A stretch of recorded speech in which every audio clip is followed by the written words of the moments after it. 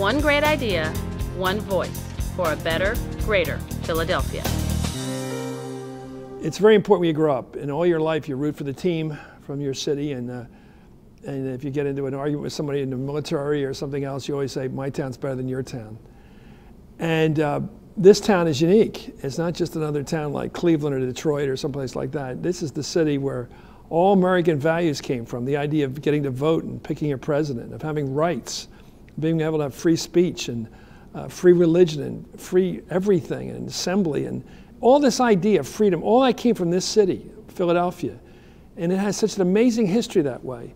And I think a lot of kids get out of school and they don't do that well in school and they don't know anything about their city. I would make it a requirement that every kid nobody graduates from high school in Philly unless they're really good at Philly history.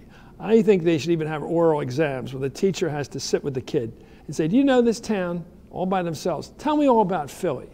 Because I think it'd be really good for the attitude people have towards City Hall, towards Independence Hall, towards all these old neighborhoods, if they knew how really important they were to developing the freedom we have in this country.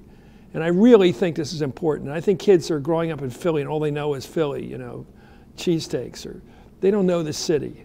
And I really think this is important. History is everything. You got to know where you came from.